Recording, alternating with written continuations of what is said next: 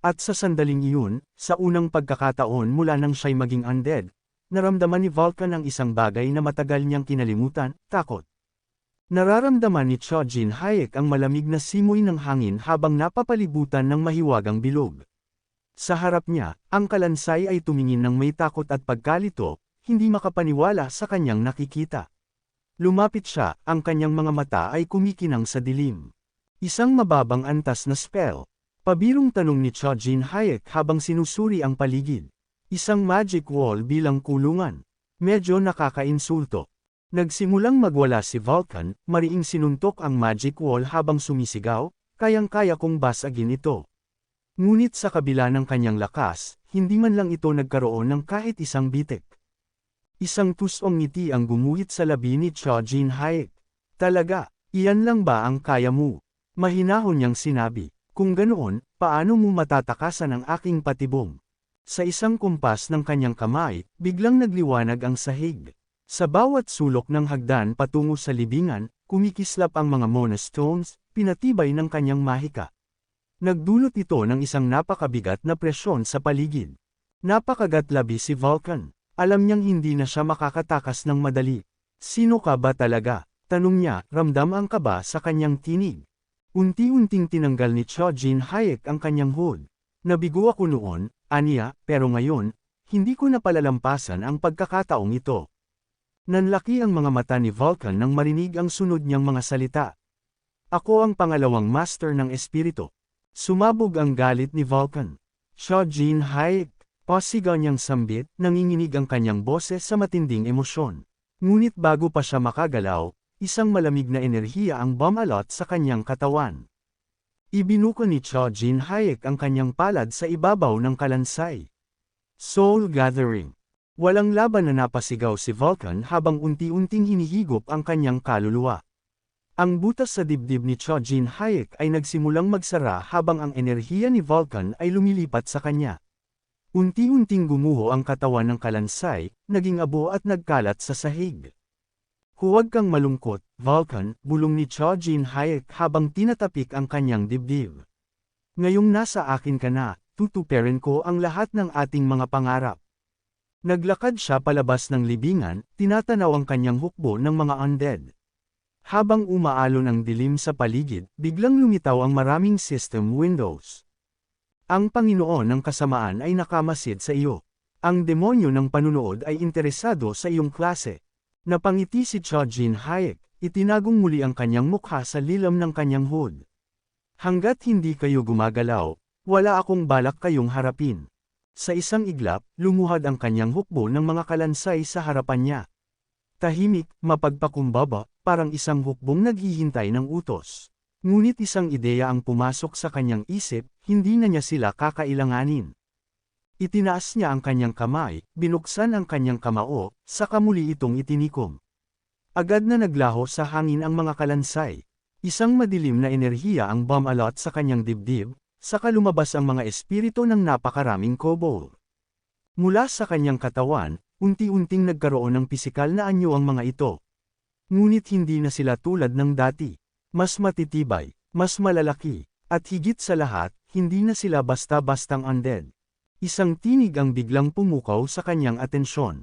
Lumingon siya, sa kanyang harapan, nakaluhod si Vulcan, hawak ang kanyang ulo. Ramdam ang puot sa kanyang titig. Paano mo nagawa ito sa akin? Bulong ni Vulcan, nanginginig ang kanyang tinig sa galit. Ginamit mo ako bilang isang espiritual na sundalo. Napangisi si Cho Jin Hayek, ngayon lang kita nakita sa anyong tao. Hindi ko inaasahan, pero pinagmasdan niya ito mula ulo hanggang paa. Mukhang gwapo ka noong kabataan mo. Ngunit bago pa siya makatapos, biglang lumutang si Vulcan sa ere. Ang bughaw na kidlat ay bumalot sa kanyang mga kamay, at isang napakalakas na enerhiya ang sumabog mula sa kanyang katawan. Hindi ako mananatili sa ganitong anyo. Sigaw niya, hindi mo ako kayang maliitin, Cho Jin Hayek. Ako ang unang master ng espiritu. Ngunit sa sandaling iyon, isang napakabigat na presensya ang bumalot sa paligid. Naputol ang kanyang sigaw, nanlaki ang kanyang mga mata. At sa isang iglap, nararamdaman niyang biglang nanghina ang kanyang katawan. Hinawakan niya ang kanyang lalamunan, at napaluhod sa malamig na lupa. Naramdaman niya ang unti-unting pagkawala ng kanyang lakas, parang isang kandilang nauupos. Matalim ang titig ng lalaking nakatayo sa harapan niya, ang kanyang aura ay parang bangungot na bumabalot sa paligid. Nabubuhay ka dahil sa mana mo, malamig na wika ni Cho Jin Hayek. Isang ngiting puno ng pang-aalipusta ang gumuhit sa kanyang labi. Kapag pinutol ko ang koneksyon mo rito, maglalaho ka na parang abo sa hangin. Humihingal si Vulcan, pilit niyang itinaas ang kanyang ulo, ang mga mata niya'y nagliliyab ng galit. Iniisip mo bang susunod ako sa'yo na parang isang tapat na aso? Lumapit si Cho Jin Hayek, ang kanyang anino'y parang isang hukay na handang lumamon ng buhay. May pagpipilian ka pa ba? Aniya, isang nakakalokong ngiti ang lumitaw sa kanyang mukha. Umupo siya sa isang bato, marahang iginiling ang isang mana crystal sa kanyang palad. Sabihin mo sa akin, ano ang ginagawa ko sa mga hindi sumusunod? Nanigas si Vulcan. Alam niya ang sagot. Alam niya kung paano ginagawang bola ng lalaki ang kaluluwa ng kanyang mga biktima bago niya ito lumunin ng buo. Sa paligid, nagpakita ang malulungkot na anino ng mga patay, mga kaluluwa ng mga kobold na wala ng pag-asang makalaya. Napangiti si Cho Jin Hayek. Sana hindi mo nakalimutan kung ano ang aking espesyalidad. Napalunok si Vulcan. Ramdam niya ang malamig na pawis na dumadaloy sa kanyang likod. Kung talagang taglay pa rin ng lalaking ito ang kasanayan ng gluttony, wala siyang kawala. Kung tatanggi siya, kakainin lamang siya nito. Sa huli, napabuntong hininga siya at napaupo sa lupa. Ano ang gusto mong gawin ko? Itinaas ni Cho Jin Hayek ang isang kamay at itinuro ang isang kastilyong nakatayo sa tuktok ng burol. Sa palagay ko, hindi mo pa rin naiintindihan. Pagkatapos ay ngumiti siya, ang kanyang mga matay kumikinang sa sabik. Kailangan nating alisin ang reptilya na nagkukubli roon. Patayin natin ang Kobold Lord.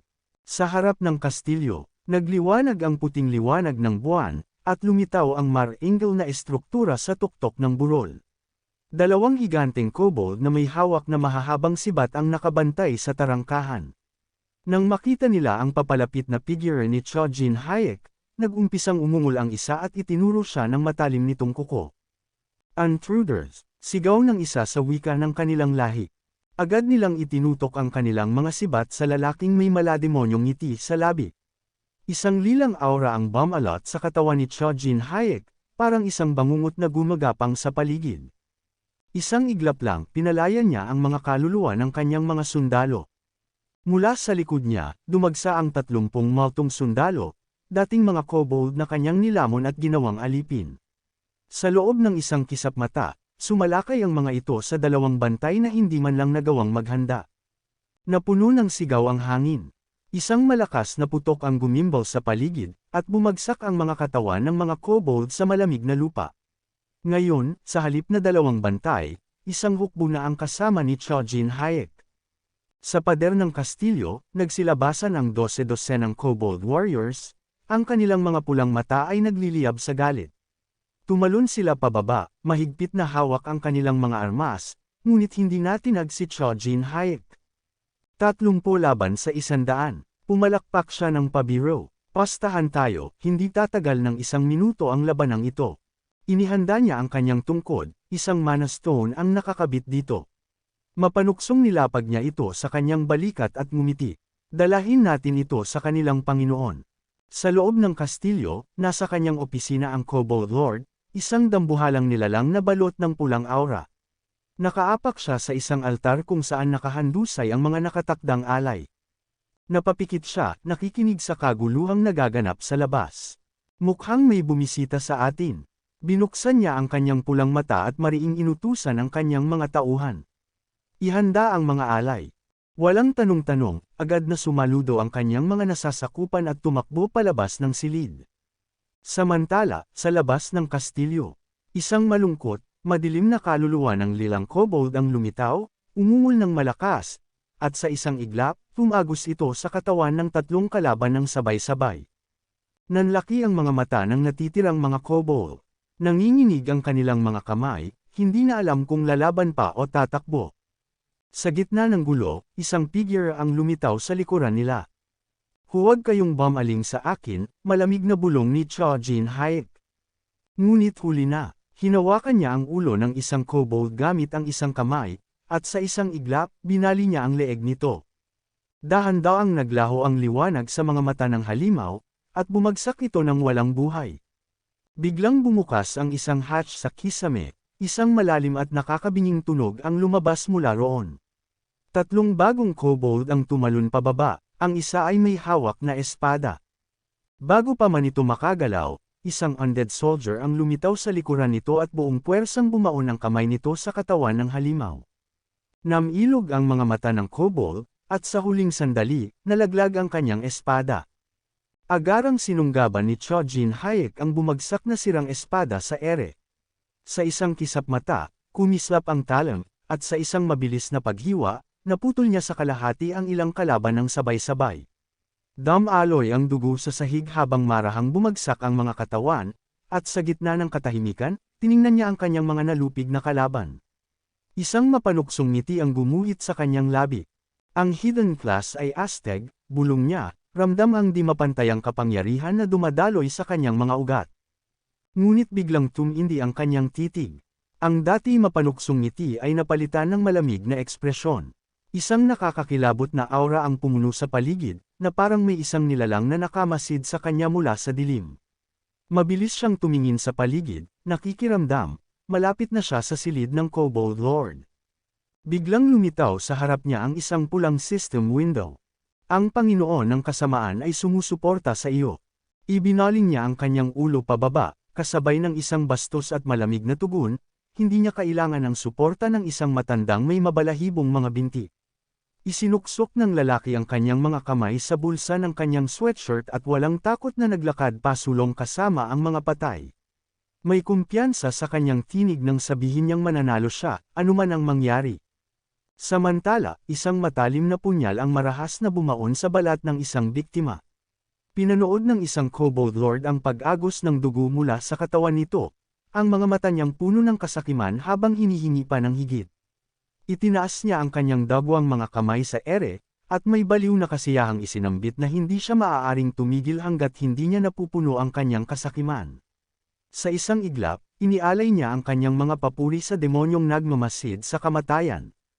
Ngunit hindi pa tapos ang kanyang kasayahan.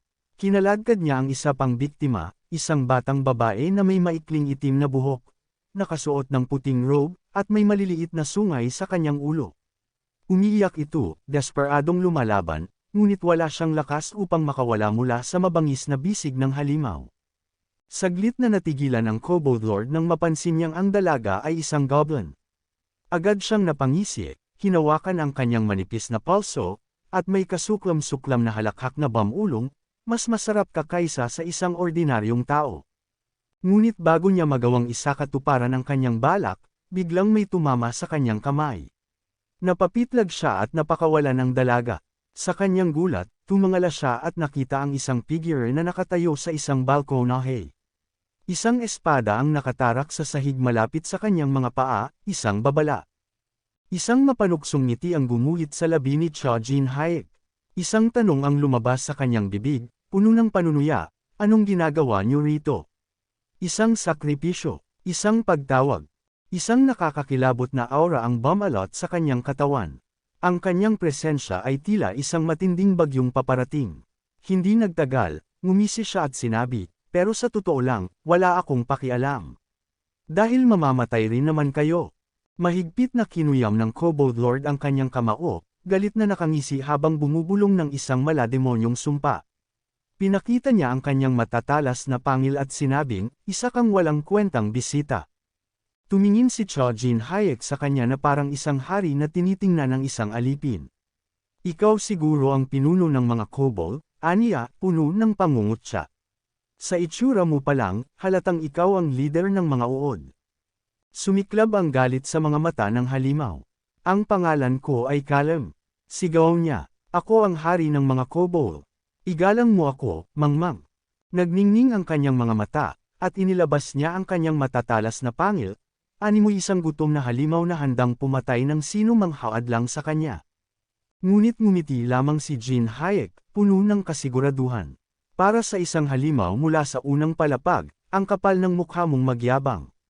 Bumantong hininga siya at may bahagyang iritasyon sa kanyang tono ng dagdagan, sige, pilitin mo akong magpakita ng respeto. Habang nagbabanggaan ang kanilang mga titig, hindi na malaya ng Kobold Lord na may ibang gumagalaw sa anino. Sa sahig, ang goblin na babae ay tahimik na nakaupo, napapaligiran ng mga halimaw. Hindi niya maintindihan ang nangyayari, ngunit isang bagay ang naging malinaw, hindi na siya ang fokus ng atensyon ng halimaw. Mahigpit niyang kinuyam ang kanyang mga kamao. Ito ang kanyang pagkakataon. Dahan-dahan siyang tumayo, pinipigilan ang kaba sa kanyang dibdib. Nang makakuha ng sapat na tiyempo, tumalikod siya at mabilis na tumakbo palayo. Ngunit hindi iyon nakalampas sa paningin ni Callum. Saan ka pupunta, peste? Sigaw niya. Isang pulang bugzo ng enerhiya ang lumitaw sa kanyang mga kamay. Sumambat siya ng isang malademonyong panalangin, umaasang ang kanyang patron, ang demonyong nagmamasid sa kamatayan, ay magbibigay sa kanya ng kapangyarihang wawasak sa kanyang kaaway. Nakita ito ni Cho Jin Hayek at agad na bumaba ang mga sulok ng kanyang labi, ang kanyang mga mata ay nanlabo sa seryosong ekspresyon. Sa isang iglap, lumipad mula sa mga kamay ng Kobold Lord ang tinatawag niyang corpse bombs, mga sandatang hugis sibat na ginawa mula sa mga bangkay. Nagtuloy-tuloy ang pagtakbo ng goblin na babae, ngunit mabilis ang mga sandata. Bigla siyang nadapa sa isang bagay. Nawalan siya ng balanse, ang kanyang katawan ay bumagsak patungo sa madilim na sahig. Isang sigaw ng takot ang pumuno sa paligid. At sa sumunod na sandali, isang anino ang lumitaw sa kanyang harapan. Bumagsak siya ng malakas sa sahig, halos abutan na siya ng mga sumasabog na bangkay. Lumingon siya at tumingin pabalik. Iniisip na hindi niya maaaring hayaang mamatay ang sarili niya. Biglang kumislap ng maliwanag ang mga mata ni Cho Jin Hao habang lumipad siya pasulong. Sa isang sipa, winasak niya ang mga sumasabog na bangkay. Nagulat si Callum sa kanyang nakita, hindi siya makapaniwala na naitaboy nito ang pag-atake. Ngumiti ng may pagmamalaki ang pangunahing tauhan, ipinakita ang kanyang mga ngipin. Lumapit ang babae at nagpasalamat sa kanya. Tumalikod si Cho Jin Hayek sa kanya at sinabing kalimutan na lang ito at tumakbo palayo. Napansin niya ang mga sungay ng babae at tinanong kung isa siyang goblin. Sa kanyang isipan, inilarawan ng lalaki ang maraming goblin na may mga sandata. Sila ay makapangyarihang nilalang na naninirahan sa ika-100 palapag. Wala silang dahilan para bumaba, lalo na ang isang nag-iisang nilalang na hindi pa ganap na nasa hustong gulang. Tinitigan ng pangunahing tauhan ang babae nang may pag-aalala at inisip na maaaring may nangyari sa ika-100 palapag. Nagpasya siyang iligtas siya upang matanong ito sa ibang pagkakataon. Humarap sa kanya ang hari ng mga kobold at nagtanong kung paano siya naglakas loob na makialam sa sakripisyo para sa makapangyarihang nilalang. Pumikit si Cho Jin Hayek at sinabihan ng goblin na magtago kung ayaw niyang mamatay, dahil hindi niya ito ililigtas sa pangalawang pagkakataon. Pumayag ang babae at tumakbo patungo sa tarangkahan. Sinimulang palubuo ni Callum ang tiyan ng kanyang mga alagad at sumigaw na magiging mas makapangyarihan ang isang sariwang bangkay, hinahamon ang lalaki na tanggihan ang susunod na atake. Nagsimulang sumabog ang mga kobold mula sa loob, at ginamit ng hari ang isang sumasabog na bangkay. Dalawang malalakas na pagsabog ang naganap, ngunit nakatakas si Cho Jin Hayek. Pinagsama niya ang kanyang kamao at ngumiti ng malawak, sumisigaw na masyadong mabagal ang kalaban. Napatingin sa kanya ang hari ng kobold, kitang-kita ang takot sa kanyang mata. Sinuntok siya ng pangunahing tauhan sa panga at sinabing kulang siya sa kontrol sa kanyang mana. Tumilapon ang hari ng kobold at bumagsak sa mesa, hindi maintindihan kung saan nanggaling ang lakas ng isang mandirigmang mula sa unang palapag. Muling lumundag si Cho Jin Hayek patungo sa kanya, sumisigaw na nagsisimula pa lang sila. Pinawisan ang mukha ng hari ng kobold habang sinusubukang maghanap ng paraan upang makaligtas. Itinaas niya ang ulo at malakas na tumawag sa demonyong tagamasid ng kamatayan, nagmamakaawa para sa kanyang kaligtasan. Habang naghahanda ang lalaki para umatake, biglang gumalaw ang dugo sa mesa. Isang agos ng dugo ang lumutang, tumalsik sa lahat ng direksyon. Isang alon ng dugo ang pumihil sa kamay ng bida. Mula sa namuong dugo, lumitaw ang isang dambuhalang demonyo na may 5 dilaw na mata. Hinawakan ng dagwang kamao nito ang kamay ni Cho Jin Hayek. Tinitigan ng lalaki ang dagwang mukha ng halimaw at napagtanto niyang isa itong dugong golem. Nagtaka siya kung paano nagawang tawagin ng kalaban ang isang napakalakas na nilalang. Nanlaki ang kanyang mga mata habang hinihila siya pababa ng golem. Isang napakalakas na suntok mula sa nilalang ang tumama sa kanya, ibinagsak siya sa sahig. At si Kalam, na nakaupo malapit sa mesa, ay biglang tumawa, animoy aliw na aliw, at nagtanong kung nagustuhan ng pangunahing tauhan ang ipinamalas niyang ritual. Ngunit sa kabila ng kanyang ngiti, nag-iwan ng bakas sa batong sahig ang pagbangga ng kanyang nilalang, at doon nakahandusay si Cho-Jin Hayek, hindi bilang isang talunan, kundi bilang isang nag-aapoy sa galit. Ang pinakamalakas mong ritual, bulong niya, unti-unting bumangon habang kumikinang ang kanyang mga mata sa matinding puot. Alam mo ba kung sino ang kinakausap mo? Sa kanyang mga salita, nagsimulang lumitaw ang mga espiritu ng Cobalt sa hangin, mga kaluluwang pinanindigan ng kanilang galit at panunumpang paghihiganti. Ang kanilang mga mukha ay pinanday ng hilakbot, ang kanilang mga bibig nakangiwi sa nakakatakot na mga ngiti. Sa isang iglap, nagdilim ang paligid. Ipakikilala ko sa iyo ang tunay na ritual. Kasabay ng kanyang pahayag, sumugod ang hukbo ng mga patay. Hindi sila ordinaryong kaluluwa, sila ay mga mandirigmang matagal nang nawalan ng laman, ngunit hindi ng kakayahang pumatay. Pumasok sila sa katawan ng dugong golem, dumadaloy sa loob nito tulad ng isang sumpang walang hanggan. Napuno ng sigaw ng halimaw ang silid nang magsimulang lumobo ang kanyang tiyan, kumikislap ang liwanag mula sa loob. Isa-isang pinunit ng mga espiritu ang laman nito mula sa loob palabas, hanggang sa bumagsak ang golem, basag, duguan, at wala ng buhay. Namilog ang mata ng hari ng Cobalt, naglalaman ng takot at matinding pagkalito. Tila hindi niya kayang tanggapin ang kanyang nasaksihan. Isang iglap, nawasak mo ang aking golem sa isang iglap. Nakaharap sa kanya si Cho-Jin Hayek, duguan ang mukha at kasuotan, ngunit sa kanyang tindig, tila hindi siya kailanman nasugatan. Isang malamig na ngiti ang gumuhit sa kanyang labi. Kahit para sa mga Panginoon ng halimaw, aniya, hindi ganoon kadali ang paggawa ng isang golem. Ngunit, ano ang silbi ng isang laruan kung hindi mo ito kayang protektahan? Biglang lumitaw ang isang asul na sistema ng bintana, isang formal na pahayag mula sa mundo mismo. Ang demonyong tagapagmamasid ng kamatayan ay natalo. Isang katahimikan ang bumalot sa paligid. Sa kanyang isip, naalala ni Cho-Jin Hayek kung paano minsang naakit si Buon, ang tagapagmamasid ng kamatayan, sa kanyang klase.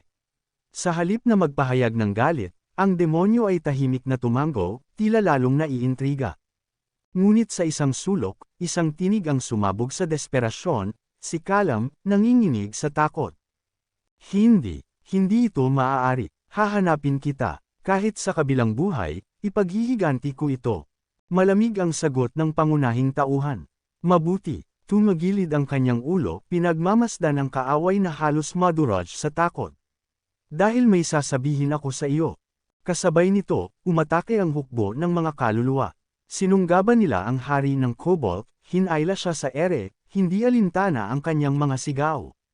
Pakawalan ninyo ako, utos niya, ngunit sa mata ng kanyang dating hukbo, wala na siyang kapangyarihan. Siya ay isang hari ng walang trono, isang anino na wala nang sinasaklaw ang kaharian. Buon, muli siyang tumawag sa tagapagmamasid ng kamatayan. Ngunit sa pagkakataong ito, isang malamig na tinig ang sumagot. Ang laruan mo, mamamatay. Itinaas ng pangunahing tauhan ang kanyang kamay, isang tanda ng hatol. At hindi lang siya, itinuon niya ang tingin sa kawalan, isang pangakong binitawan sa hangin. Pagsisisihan mo ito. Isang asul na sistema ng bintana ang muling lumitaw. Ngunit sa pagkakataong ito, hindi isang babala, kundi isang halakhak. Ang demonyong tagapagmamasid ng kamatayan ay tumawa ng totoo. Gusto ko ito, napuno ng sigaw ang paligid. Ang dugo ay damaloy sa binti ni Kalam, bumagsak siya sa sahig, malapit sa isang batya na puno ng pulang likido. Sa kanyang mga mata, nawala ang buhay. Sa kanyang bibig, isang huling piraso ng panaghoy. Lumapit sa kanya si Cho-Jin Hayek, yumuko, at sa isang malamig na tinig, nagtanong. Buhay ka pa ba? Sa saglit na iyon, nagsimulang bumangon ang kaluluwa ng Panginoon ng Cobalt mula sa kanyang katawan. Ngunit bago ito makatakas, isang kamay ang dumakip dito. Hinawakan ito ng mahigpit ng pangunahing tauhan, itinaas sa ere, at sa isang boses na walang bahid ng awa, nagtanong. Saan ka pupunta? Sa kanyang palad, ang kaluluwa ay gumapang, nagpumiglas, ngunit walang kapangyarihan ang makakatakas mula sa isang tunay na espiritu master. Piniga niya ito hanggang sa maging isang kumikislap na bilog, isang soul orb, isang kayamanang kilala lamang sa larangan ng necromancy. Nagpumiglas ang bilog, nagsisigaw ng mga tinig mula sa kabilang buhay. Sa loob nito, ang kaluluwa ng isang dating hari ay ipinagkait ang pahinga. Dahan-dahan, inilapit ni Cho Jin-hak ang soul orb sa kanyang bibig. Nag-aalab ang kanyang mga mata sa sabik at pagkagahaman, habang isang nakakakilabot na ngiti ang gumuhit sa kanyang labi. Nang tuluyan niyang lunukan ang kaluluwa, isang matinding puwersa ang biglang sumabog mula sa kanyang kaloob-looban. Ramdam niya ang nakapapasong lamig na gumagapang sa kanyang mga ugat, unti-unting sinasalamin ng kanyang balat ang isang malabughaw na liwanag. Ang hangin sa paligid ay biglang bumigat, at isang nakakabinging katahimikan ang bumalot sa buong silid. Sunod-sunod na system windows ang lumitaw sa harapan niya, kumikislap sa dilim na parabang mga mata ng isang nilalang na nagmamasid mula sa kailaliman. Ang kanyang dibdib ay lumundo sa matinding enerhiyang dumadaloy sa kanyang laman, isang bagong kapangyarihan ang nagising sa kanyang katauhan. Tiningnan niya ang mga notification na ito na may bahagyang pagkadismaya. Hindi ito kasing astig ng inaasahan niya. Sa totoo lang, para sa isang taong naglalayong makarating sa ika-50 palapag, ang ganitong pagtaas ay halos walang halaga. Ngunit bago pa siya makapag-isip ng husto, isang mahinahong tinig ang umalangaw sa paligid niya. Salamat! Napalingon siya. Sa kanyang harapan, isang goblin na babae ang nakatayo, ang isang kamay ay nakapatong sa kanyang dibdib bilang tanda ng pasasalamat. May malalaking kulay rosas na mata ito, at ang mahinahong ningning sa mga iyon ay hindi madaling ipagsawalang bahala. Ang pangalan ko ay Haro, sabi nito. Saglit siyang tinitigan ni Cho Jin-hak, pagkatapos ay ibinaling ang paningin sa paligid, sa mga dagwang bangkay na nakapalibot sa kanila. Wala kang dapat ipagpasalamat, malamig niyang sagot. Pumunta lang ako rito para harapin ang Cold Lord. Ngumiti si Haro, kahit na, kailangan ko pa ring magpasalamat. Bahagyang tumaas ang isang sulok ng labi ni Cho Jin-hak, ngunit kasabay nito, kumunat ang kanyang noo. At paano kung isa pala akong masamang tao? Tanong niya, bahagyang yumuko upang itapat ang tingin sa kanya. Ano ang gagawin mo kung kaya kitang patayin at ibenta? Ang ngiti sa labi ni Haro ay nawala sa isang iglap, ngunit sa halip na matakot, nanatili itong matibay. Kung ganoon ang mangyayari, aniya, gagawa ako ng paraan. Isang saglit siyang tinitigan ni Cho Jin-hak. Matapos ang ilang segundo, isang maikling buntong hininga ang kumawala mula sa kanyang bibig. Tipikal na goblin, bulong niya. Umupo siya sa gilid ng isang sirang bathtub at tiningnan siya mula ulo hanggang paa.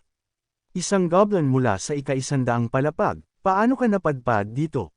Ang kaninang matibay na ekspresyon sa mukha ni Haro ay bahagyang nanginig.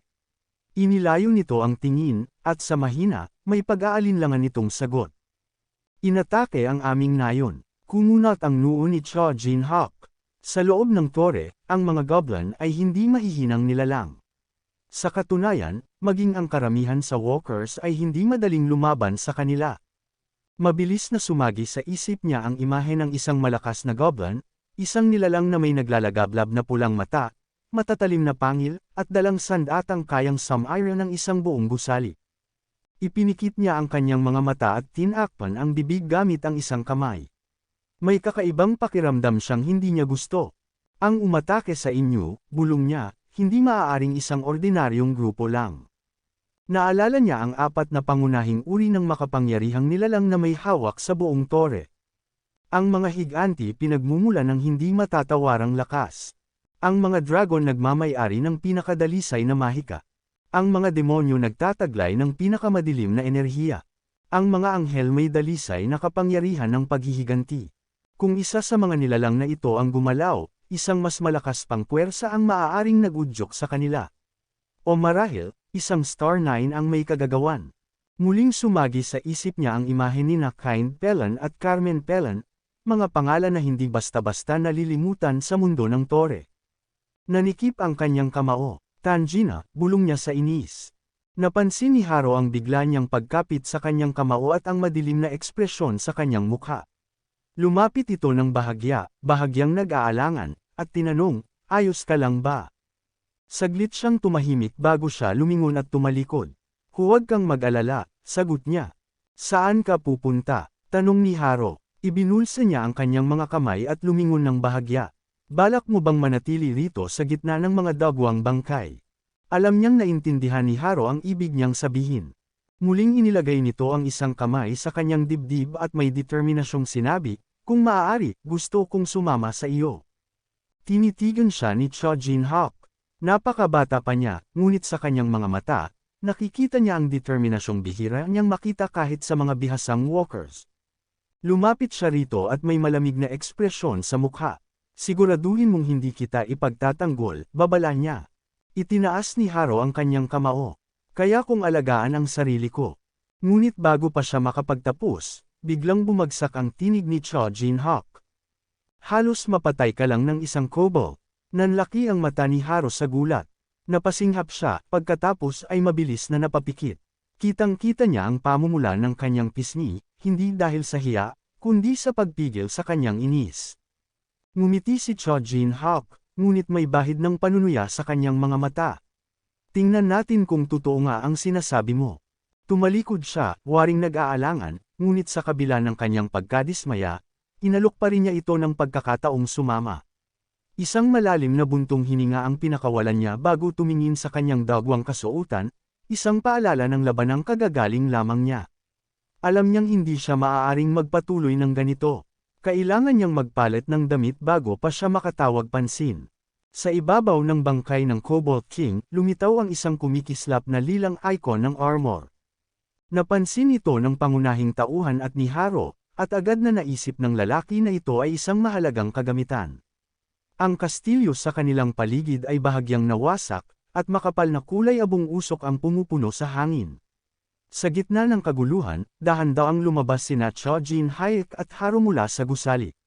Ang lalaki ay suot ang isang engranding asul na kapa na may gintong detalye, tila isang mandirigmang bumangon mula sa isang epikong labanan. Walang babala, isang lilang portal ang lumitaw sa sahig sa kanilang harapan. Napaurong si Haro, kinabahan at mabilis na nagtago sa likod ng lalaki. Isang figure ang lumabas mula sa portal, si Vulcan, na paliligiran ng mga ligaw na kaluluwa. Tinitigan niya ang paligid at ngumiti ng mapagtantong wala nang natitirang kobold sa loob ng kastilyo. Wala nang natira, lahat sila, naglaho na. Ngumiti ang pangunahing tauhan at pinuri si Vulcan sa kanyang mahusay na gawain.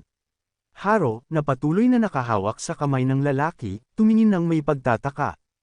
Sino siya? Tanong niya. Itinuro ni Vulcan ang kanyang sarili, bahagyang nagtataka. Sino naman siya? At nakikita niya ba ako? Sumagot si Haro, may ilang goblin na may koneksyon sa mga kaluluwa. Tinitigan siya ni Cho Jin-hyuk, isang maliit na ngiti ang sumilay sa kanyang labi. Napangiti siya ng bahagya at inisip sa kanyang isipan, siya ay isang espesyal na goblin. Sa isang iglap, sumagi sa kanyang isip ang ideya ng paggamit ng gluttony upang makuha ang kanyang kakayahan. Ngunit mabilis din niyang binawi ang pag-iisip na iyon. Masyado pang maaga. Mas mabuting sanayin muna siya. Biglang lumitaw ang isang system window sa tabi ng kanyang mukha, naglalaman ng isang babala. Mas mahigit wave of monsters. Ang pagpatay ng mga halimaw ay maaaring magdulot ng pansin ng alon. Kapag tinanggap ang misyon, lahat ng ligtas na lugar sa unang palapag ay magiging hindi na-access. Yes o no? Ngumiti si Cho Jin-hyuk, ang kanyang mga mata ay nagniningning sa pananabik.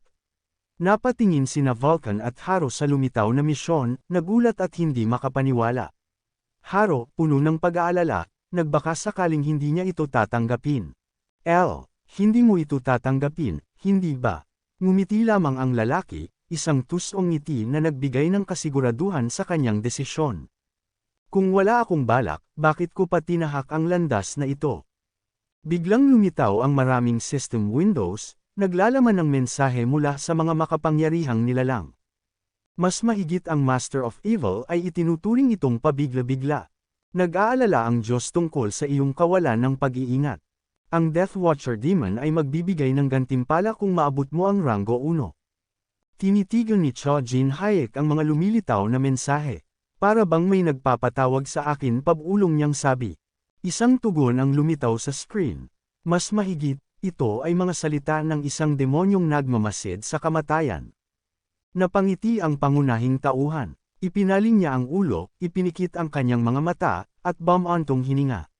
Gagawa ako ng desisyon kapag nakita ko ang gantimpala. Tumawid ang mga braso ni Vulcan, hindi makapaniwala sa kanyang naririnig. Seryoso ka ba? Gusto mo bang mamatay? Napangisi si Cho Jin Hayek at sinabing, alam kong mas gugustuhin mong patay na ako, hindi ba? Para maging ganap kang malaya.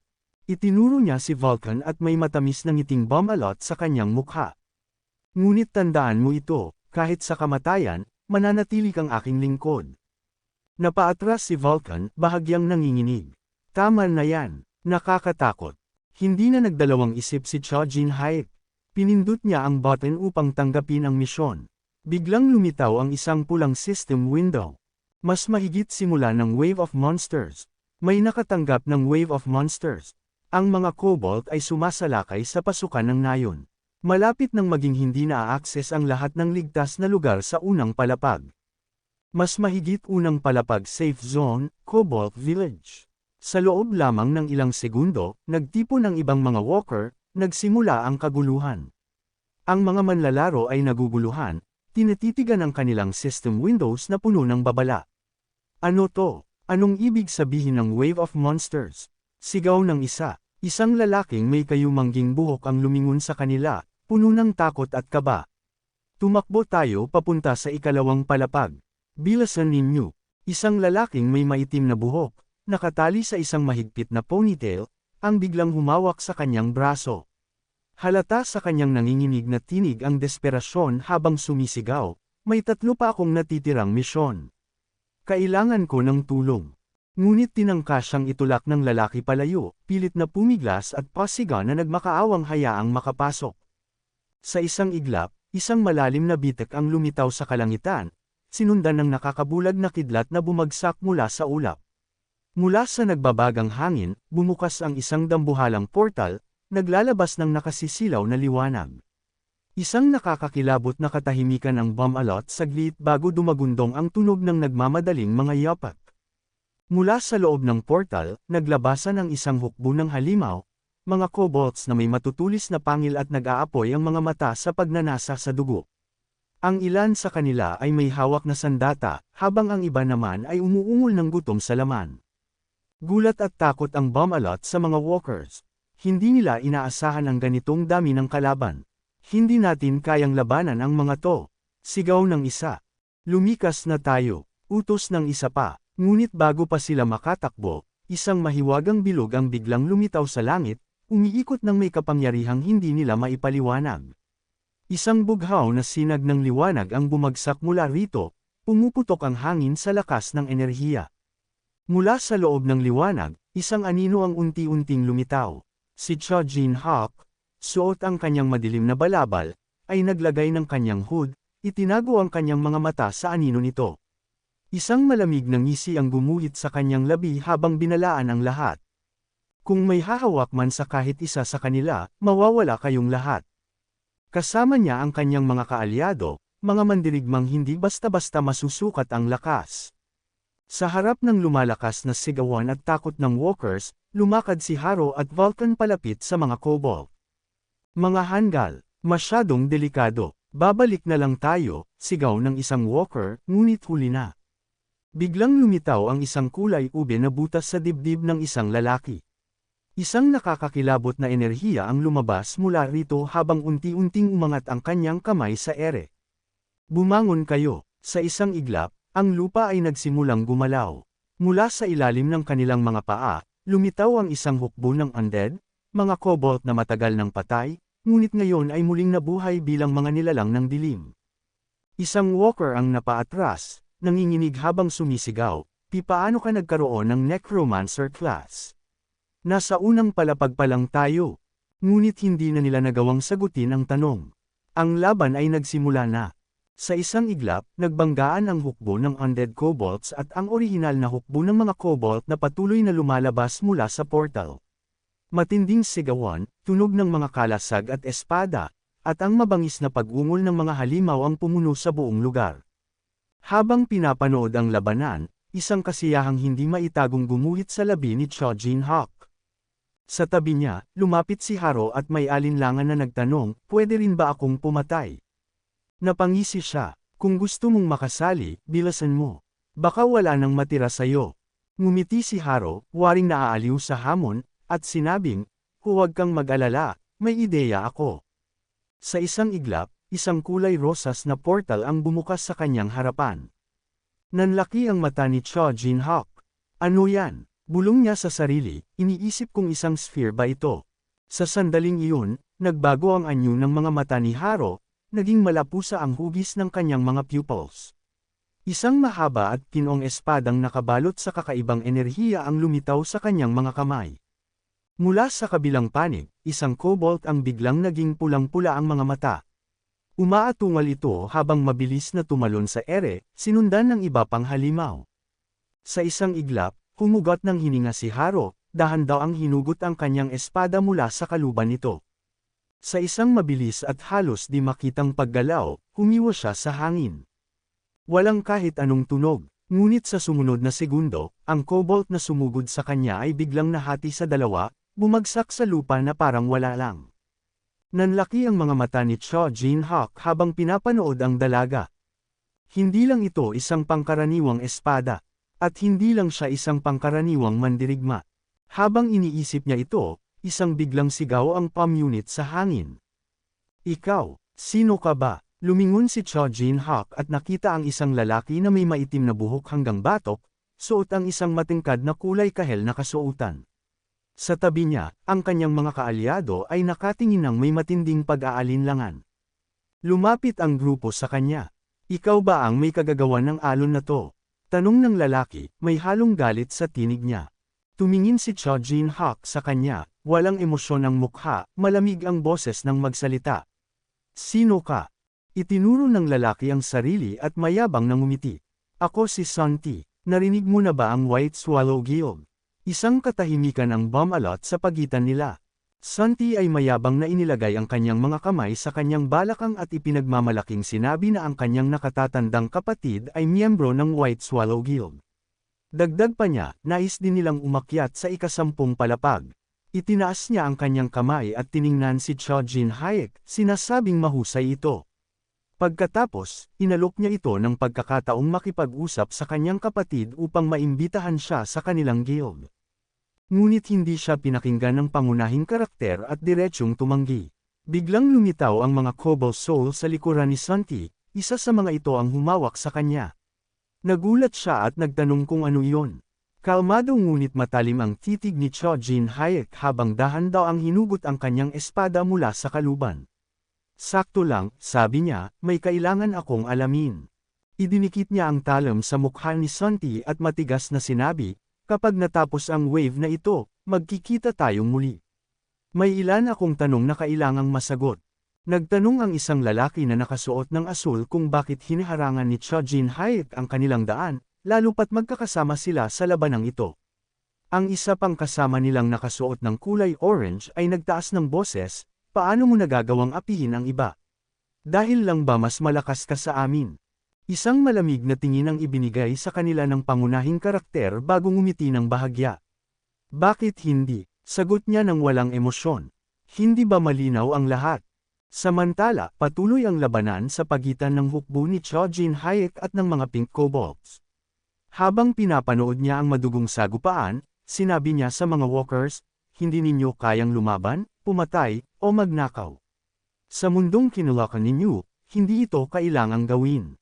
Pero dito sa loob ng tore, nagdilim ang kanyang ekspresyon. Dito, ang lakas ay isang pangangailangan. Nagsimulang magpumigla si Santi at sumigaw, pakawalan ninyo ako. Agad namang sumunod ang Cobalt Soul at binitiwan siya. Halos habol hiningang bumagsak si Santi sa kanyang mga tuhod, nanginginig habang sinusubukang bumangon. Lumapit si Cho Jin-hak, yumuko ng bahagya, at malamig na bamulong, pinatawad kita ngayon dahil may gusto akong malaman. Pero tandaan mo ito, lumayo ka sa akin. Tumalikod siya at lumakad palayo bago madilim na nagdagdag, dahil kung hindi, gusto na lang kitang patayin. Lumapit ang mga kaibigan ni Santi upang tulungan siyang bumangon, nag-aalalang tinanong kung ano ang kanyang balak.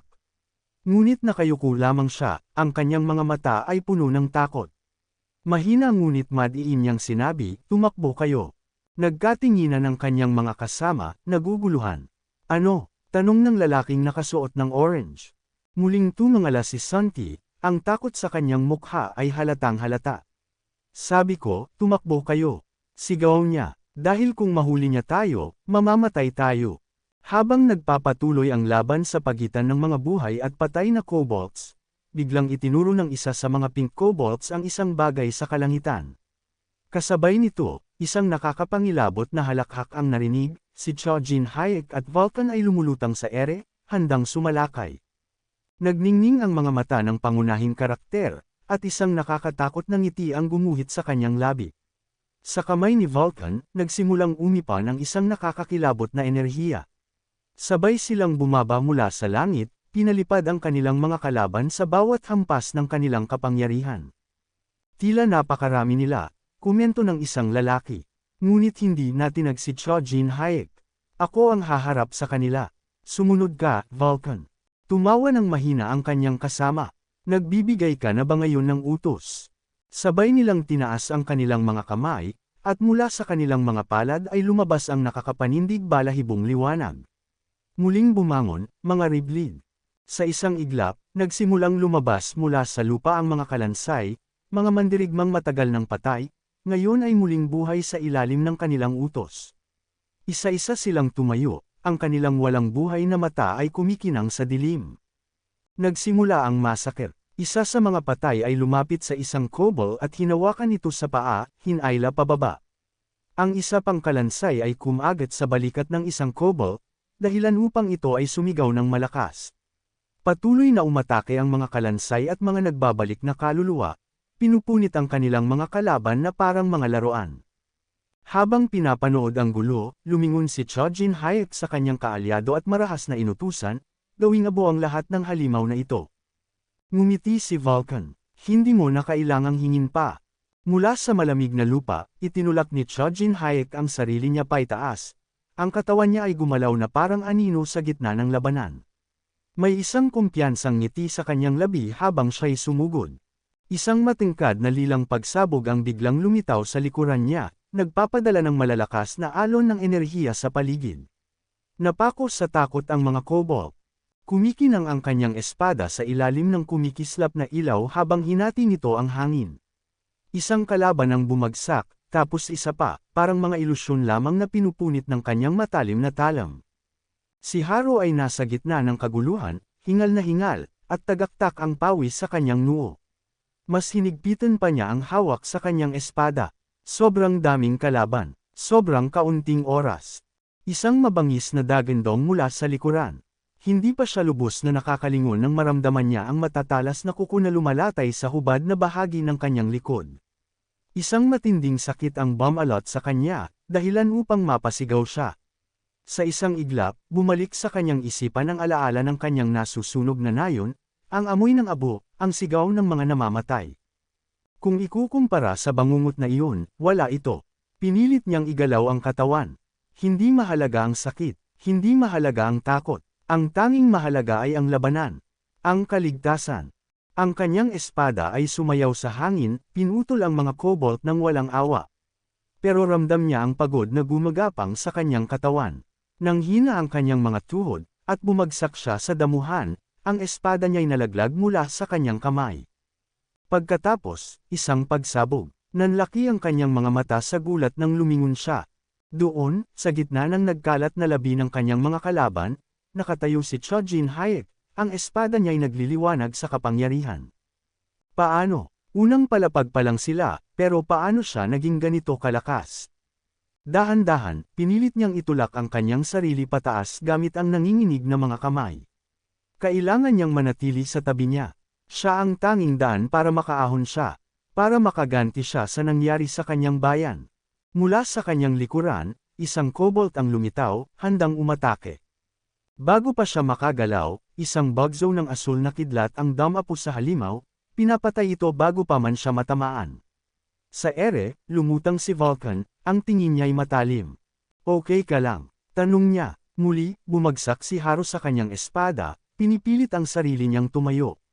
Pinagmasdan siya ni Vulcan, nakakunot ang noo. Ang batang ito, puno ng determinasyon. Ano na kaya ang pinagdaanan niya? Bakit mo ako tinulungan? Mahina niyang tanong. Sandaling nag-alinlangan si Vulcan. Halos hindi na makatayo si Haro, pero ang kanyang mga mata ay nag-aalab sa isang di matitinag na diwa. Nang tumakas ako mula sa ika-100 palapag, patuloy niya, walang kahit sinong nagtangkang tumulong sa akin.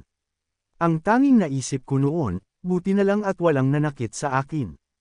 Tumitig siya kay Vulcan. Tinutulungan mo ba ako para sa sarili mong kapakinabangan? Lumingon si Vulcan sa ibang direksyon. Hindi ko alam. Hindi niya inaasahan ang sagot na iyon. Sa isang malamig na tinig, sinabi ni Vulcan, ang mga espiritu ay dapat sumunod lamang sa utos ng kanilang Panginoon. Iyon lang ang kanilang tungkulin. Napatigil si Haro. Inilagay niya ang kamay niya sa kanyang dibdib. Siya Jin Hayek, siya ang nagutos. Ipinagkatiwala siya ni Jin Hayek kay Vulcan, sinabing siguraduhin na hindi siya mamamatay. Tinalikuran siya ni Vulcan at nagsimulang lumakad palayo. Kung hindi ko siya tutulungan, baka pag-alitan lang niya ako sa pagiging tamad. Pinagmasdan ni Haro ang papalayong anyo ni Vulcan. Mas hinigpitan niya ang hawak sa kanyang espada. Sa buong tore na ito, si Jin Hayek lang ang tumulong sa kanya. Sa kanyang dibdib, isang rosas na espiral ang nagliwanag. Nagdesisyon siya. Sa kanyang kamay, lumitaw ang isang pulang maskara ng demonyo, may isang nakakatakot na ngiti at matutulis na sungay. At dahan-daang inilapat ni Haro ang maskara sa kanyang mukha. Sa sandaling dumampi ito sa kanyang balat, isang nagbabagang enerhiya ang biglang bumalat sa kanya. Mula sa loob ng kanyang kaluluwa, isang hindi mapigil ang apoy ang nagising, damaloy sa kanyang katawan, at sumiklab sa kanyang pulang mga mata na nagningning tulad ng nag-aapoy na buwan. Nararamdaman pa rin niya ang dagandong ng kanyang kapangyarihan, kahit paunti-unting bumababa ang matingkad na pulang aura na bumabalot sa kanya.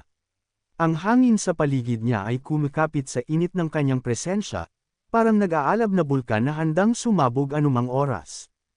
Si Vulcan, na noon ay abala sa pagputol sa huling natitirang mga kobold, ay biglang lumingon sa direksyon ni Haro. Puno ng pag-aalala ang kanyang mukha. May kailangan ka bang gawin ng ganyan, Haro? Tanong niya, kahit pa alam niyang wala nang babalikan ang kanyang kaibigan kundi ang apoy ng digmaan. Napaatras si Cho Jin Hayek mula sa kanyang posisyon, nakatitig sa nakakasilaw na enerhiya na bumabalot kay Haro. Maging ang mga kaaway nilang kobold, na puno ng galit at bangis, ay biglang napaurong, nanginginig sa takot. Malamig ang titig ni Haro, ngunit sa ilalim ng kanyang balat ay kumikislap ang hindi mapigil ang init. Hangin ng enerhiya ang bumalat sa paligid niya, at sa bawat galaw niya, may sumasabog na alaw. At lumitaw siya sa likod ng goblin ang espada sa kamay, handang sumalakay ng hindi niya namamalayan. Ngunit bago pa ito makalapit, walang babala, walang awa.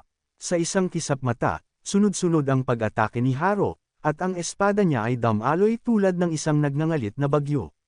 Ang hangin ay napuno ng amoy ng dugo, at ang katawan ng goblin ay gumuho bago pa man ito makapagsigaw. Sa gitna ng nagkalat na bangkay, tumayo si Haro, nag-iisa, hindi natinag. Ang kanyang katawan ay tinatapunan ng madugong ulan ng kanyang mga kaaway. Dahan-daang lumingo ng kanyang ulo, hindi sa likas na paraan, ngunit tulad ng isang halimaw na walang pag-aalinlangan sa ginagawa. Isa pang pagsabog ang yumanig sa paligid, ngunit nanatili siyang matatag, hindi nagpatinag sa galit ng labanan. Kasabay nito, narinig niya ang tinig ni Cho Jin Hayek sa di kalayuan. Tama ang hinala ko, mahina nitong bulong habang pinapanood ang massacre ni Haro. Ang malamig niyang tingin ay hindi nagpapakita ng emosyon, ngunit sa loob-loob niya, may isang bagay siyang hindi sinasabi. Alam niya kung bakit sila inaatake. Hindi lang basta mga mananakop ang mga kobold. May hinahanap silang partikular. Si Haro, at ang kanyang espada, pero hindi niya ito sinabi. Mas mabuting hindi nalalaman ni Haro ang katotohanan. Biglang lumitaw ang isang sistema ng mensahe sa ere. Mas mahigit 1 minuto na lang hanggang sa pagtatapos ng alon.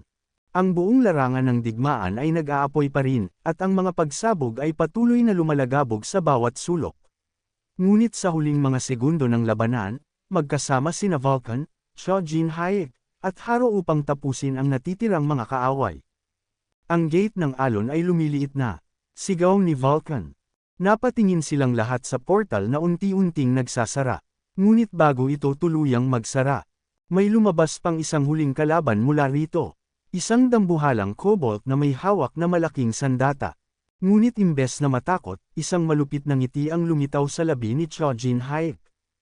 Ito na ang huli, sigaw niya, at bago pa makagalaw ang kalaban, inihagis niya ang kanyang espada nang walang pag-aalinlangan. Tulad ng isang kidlat, tumagos ito sa dibdib ng kobold, diretsyong lumusot sa portal na unti-unting nagsasara. Bumagsak ang dambuhalang nilalang, at sa wakas, lumabas ang isang malaking sistema ng mensahe sa ere, mas mahigit, ang alon ay natapos na. Binabati kita, matagumpay mong napigilan ang pag-atake. Mahigpit na ikinuyong ni Cho Jin-hyek ang kanyang kamao. Napangiti siya ng malapad. Siyempre, inaasahan ko na ito, wika niya, puno ng kumpiyansa. Si Vulcan, na tumabi sa kanya, ay napailing na lang. Totoo nga, isa kang halimaw. Unti-unting nawala ang pulang maskara ng enerhiya sa mukha ni Haro. Ang bigat ng labanan ay tuluyang bumagsak sa kanyang katawan, at sa sobrang pagod. Bumagsak siya sa lupa, hindi na kayang ipagpatuloy ang paglaban.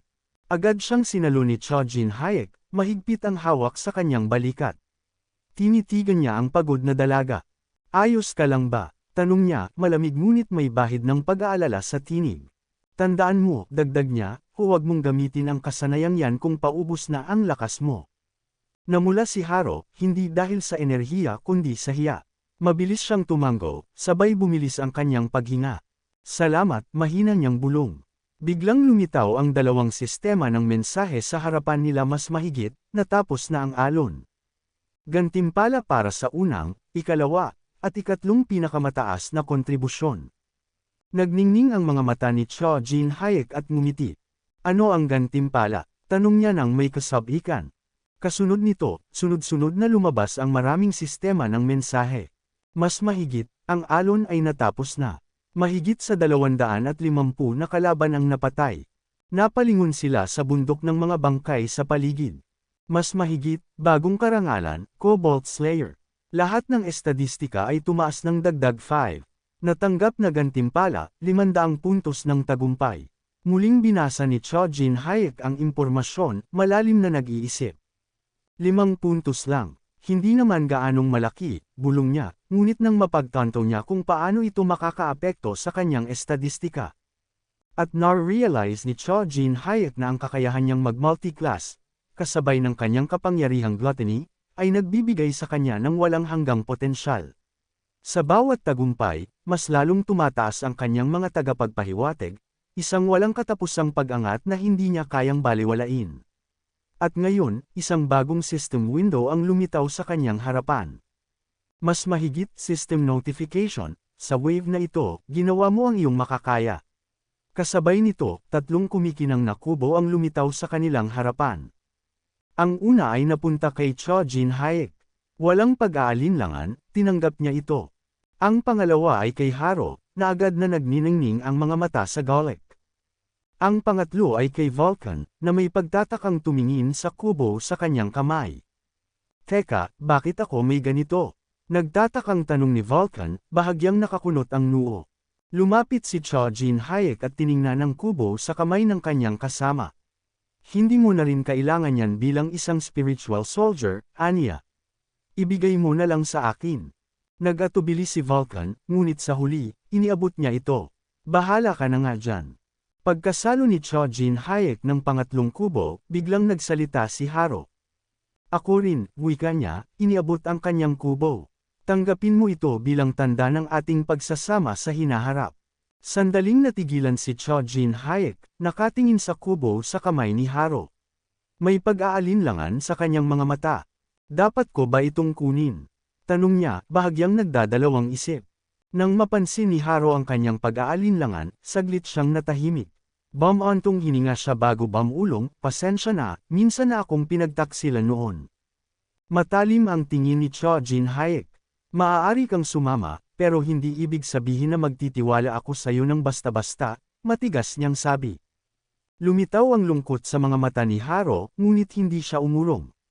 Sa halip, iniangat niya ang kubo, at biglang lumitaw sa kanyang palad ang isang pink na spiral, naglalabas ng kakaibang enerhiya.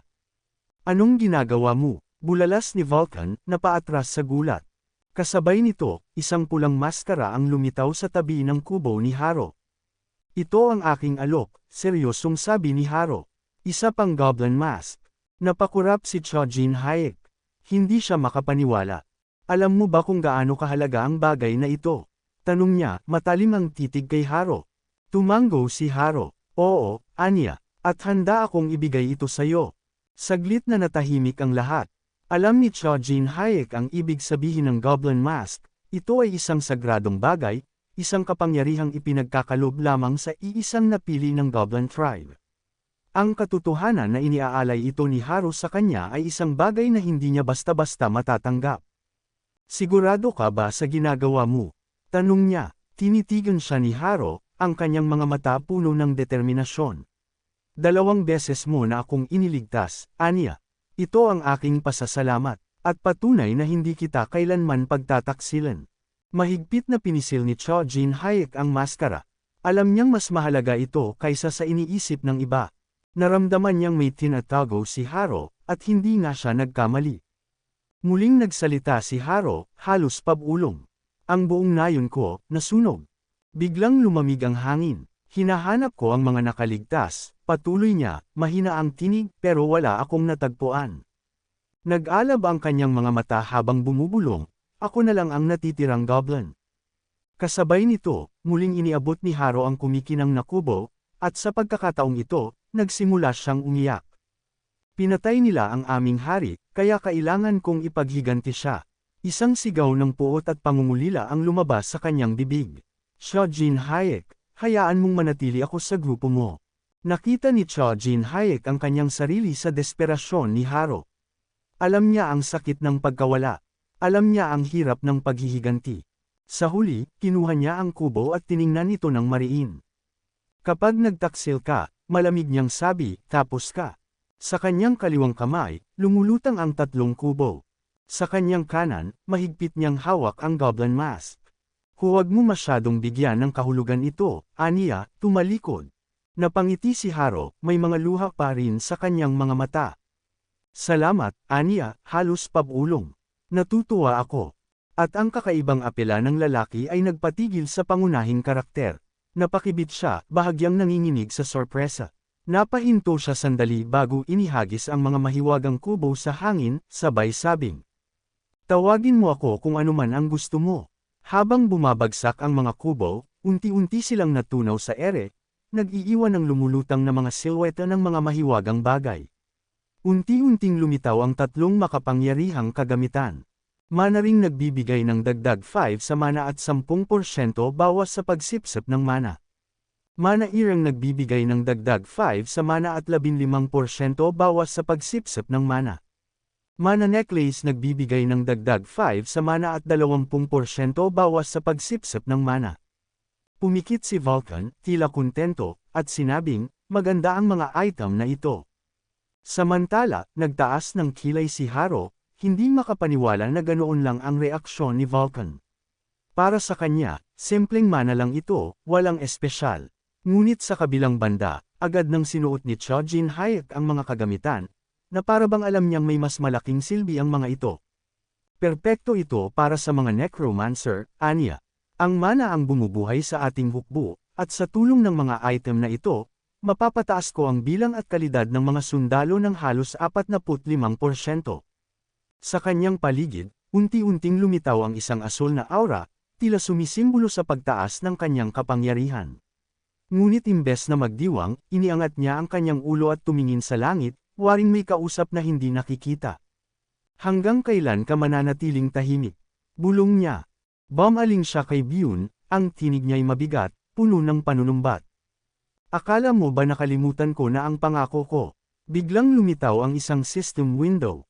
Mas mahigit ang demonyong nanunood ng kamatayan ay nag-aanyaya sa iyo na pumunta sa ibang lugar.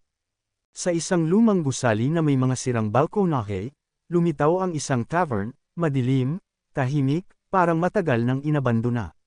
Tumawid ang tatlo sa pintuan, habang si Vulcan ay tumingin sa paligid, nakatiklop ang mga braso. Walang tao rito, aniya, halatang hindi nasisiyahan. Samantala, maingat na inilagay ni Cho Jin Hayek ang kanyang kamay sa mesa. Sumulyap siya sa paligid at pinag-isipan ang posibleng pinuntahan ng mga dating naninirahan dito. Dalawa lang ang posibleng ruta ng pagtakas nila, bulong niya. Sa kagubatan, o sa ikalawang palapag. Tahimik na nakaupo na si Haru sa mesa, tila hindi nag-aalala. Muling bumaling ang pangunahing karakter kay Byun, minamadali ito. Ngunit bago pa man ito makasagot, isang panibagong system window ang lumitaw. Mas mahigit ang demonyong nanunood ng kamatayan ay nagsasabing huwag magmadali. Biglang lumitaw ang isang lilang sinag sa ibabaw ng mesa, kumikislap at unti-unting tumataas sa ere. Habang ito'y unti-unting bumababa, bumalot ang hangin ng malamig na enerhiya. Nang tuluyan itong lumapag, bumungad sa kanila ang isang singsing na may maliit na bungo. Nanlaki ang mata ni Cho Jin Hayek. Ngayon lang ako sinwert ng ganito, bulong niya, kinuha ang singsing sa kanyang kamay. Tinitigan niya ito, at sa sandaling iyon, nang inig ang kanyang kalamnan, hindi dahil sa takot, kundi dahil sa hindi matatawarang potensyal ng bagay na hawak niya. Lumapit sina Haru at Vulcan, puno ng pag-aalinlangan, at nagtanong ng sabay. Ano yan? Dahan-daang sinuot ni Cho Jin Hayek ang singsing, at sa sandaling lumapat ito sa kanyang balat, bumalot sa kanya ang isang kakaibang enerhiya. Napamulagat siya, hindi makapaniwala. May demonic energy ito. Nagulat si Vulcan, bahagyang umatras. Nagbibiro ka ba? Tanong niya, halatang nababahala. Sa loob-loob ni Cho Jin Hayek, nagsimula siyang mag-isip. Demonic energy, isang kapangyarihang exclusible para sa mga demonyo. Hindi dapat ito maa-access ng isang tao. Isang bagong system window ang lumitaw, mas mahigit Ring of Dark Power rank, unknown. Nagbibigay ng kakayahang gumamit ng demonic energy habang suot ang singsing. May mga limitasyon. Demonic energy dagdag 10. Maaaring tumaas gamit ang ibang mga titulo o item. Mabilis niyang naunawaan ang kahulugan nito. Ang demonic energy ay isang rekurso na maaaring gamitin bilang mana. Ngunit sa normal na kalagayan, upang magkaroon nito, kailangan mong maging alipin ng isang diablo. Ang prosesong ito'y mabagal, at unti-unting tinutunaw ang sarili mong kaluluwa. Sa kanyang isipan, naisip niya ang isang lalaking may kadena at kwelyo sa leeg. Unti-unting nawawala sa kanyang katinoan habang bumabalot sa kanya ang dilim. Ngunit sa kahit isang ganitong singsing lang, ang lakas ko ay tataas ng husto. Muli, lumitaw ang isang system window, mas mahigit impormasyon. Pangalan, Cho Jin Hayek. Klase, Spiritual Master. Multiclass, Talent M Lakas, 26. Karanasan, 24 na Agility, 25 Talino, 30. Mana, 51 Demonic Energy, 10. Sa dahan-daang pagkilos, tinitigan niya ang kanyang kamay na ngayon ay may suot ng demonic ring. Tulad ng inaasahan niya, hindi ito isang simpleng item. Ito ay isang bagay na maaaring magbago ng tadhana niya. Biglang lumitaw ang isang bagong system window, mas mahigit ang demonyong nanunood ng kamatayan ay nag-aalok ng isang pakikipagkamay. Sa tabi ng window, lumitaw ang isang kamakawe na kamay. At si Cho Jin Hayek ay marahang iniunat ang kanyang kamay, at sa isang sandali ng pag-unawa, naganap ang isang pakikipagkamay. May bahagyang ngiti sa kanyang mukha habang sinabi niya, para sa ganitong klaseng regalo, maaari kong palampasin ang iyong pagiging kakaiba. Sa tabi niya, tumayo si Vulcan mula sa kanyang upuan, ang kanyang mga mata kumikislap sa determinasyon. Handa na akong sakupin ang tore, aniya, puno ng kumpiyansa. Biglang, isang nanginginig na pulang kahon ng dialogo ang lumitaw sa harapan nila. Ang Panginoon ng kasamaan ay nag-aapoy sa selos. Sumunod pa ang sunod-sunod na babala. Ang Panginoon ng kasamaan ay galit. Ang Panginoon ng kasamaan ay nag-aalok ng pakikipagkamay. Ang Panginoon ng kasamaan ay inilahad ang kanyang kamay at kamakawe. Nagkatinginan ang lahat. Napakunot-noo si Cho Jin Hayek bago tumingin sa mga lumulutang na system windows. Pagkatapos, napangiti siya ng mapanukso. Kung gusto mo rin ng pakikipagkamay, dapat may kapalit ka rin. Napangiti si Vulcan ng pagilid, marahang tumawa. Hindi ko alam kung matapang ka o sadyang baliw, gusto mong nakawan ng isang demonyo. Sa isang iglap, tila nag-alala ang Panginoon ng kasamaan. Ang katahimikan ay napalitan ng ingay ng mga drawer na binubuksan, mga cabinet na sinisiyasat, at maging ang ilalim ng kama ay hinahalughog, lahat ng ito'y ipinapakita sa pamamagitan ng pulang system windows. Napailing si Cho Jin Hayek, ipinikit ang kanyang mga mata sa inis. Tama na, dahan-daang dumilim ang pulang kahon, na tila napahiya. Ilang segundo ang lumipas bago biglang lumitaw ang isa pang mensahe.